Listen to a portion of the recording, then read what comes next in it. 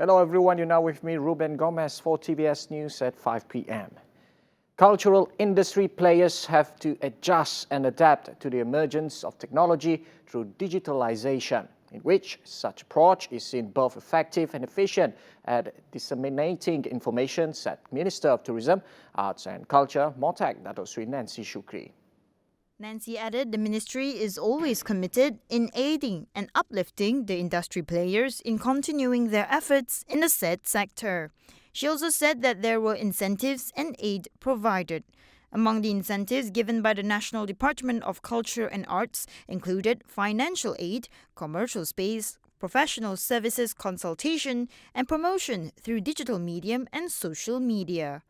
She added JKKN are among the agencies which take proactive steps by showcasing 266 activities and online art programs last year.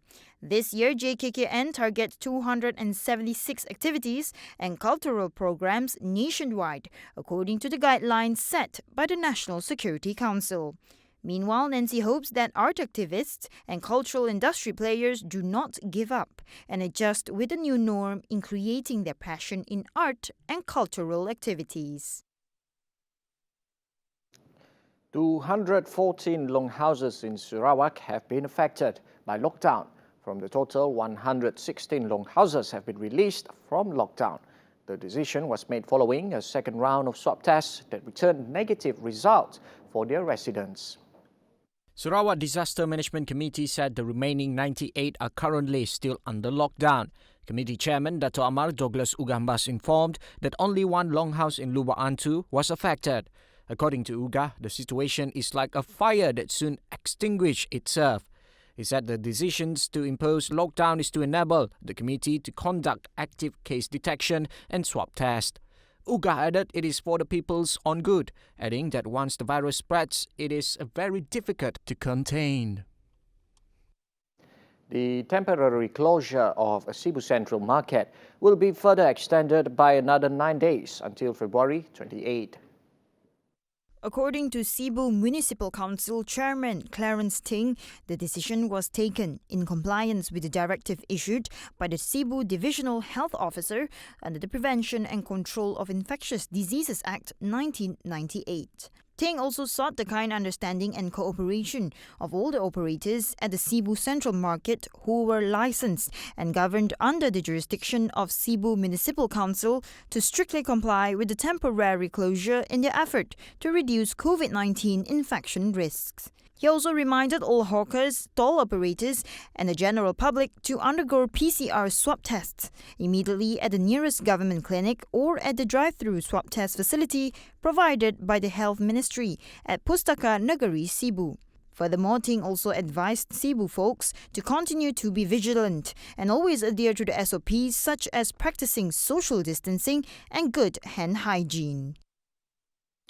Final preparations to receive the first batch of the Pfizer-BioNTech vaccine went by smoothly.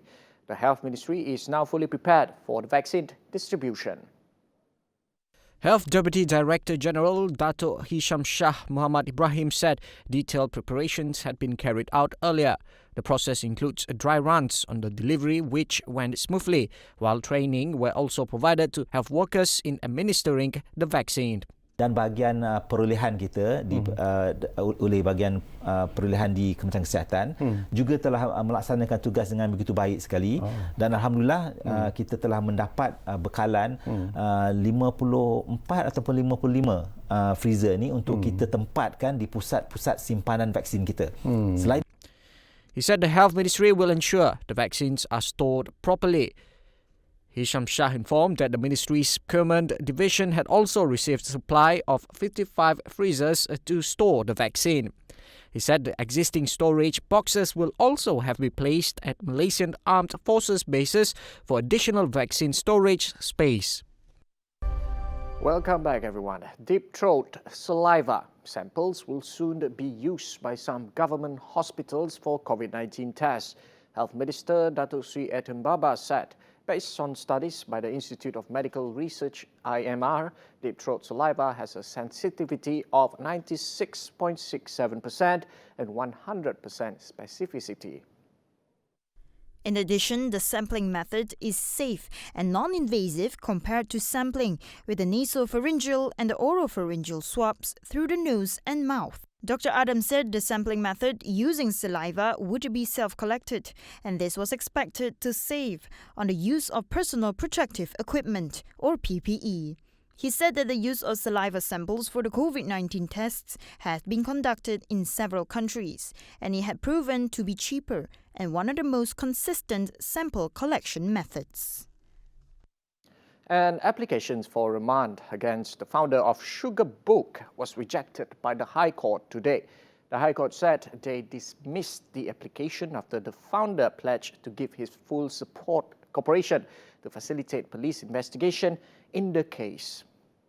The police had arrested the founder of a sugar daddy dating platform SUGARBOOK. The founder, a male from Penang, was arrested at the compound of his condominium in Mount Kiara yesterday. Selangor Criminal Investigation Department in a statement said they had brought him to the Shah Alam Court for remand. Its chief Fadzil Ahmad said initial investigations revealed that the suspect had confessed to be the founder of SUGARBOOK. The team was investigating the platform for publishing or circulating statements, sharing offensive or menacing content, and prostitution.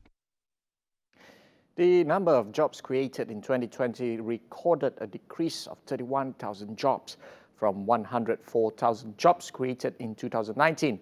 The number of jobs created dropped to 73,000 in 2020. The Department of Statistics Malaysia said this reflected a lower demand from businesses in the private sector. The department said the preliminary numbers based on the average quarterly labour recorded a marginal increase to 15.1 million persons.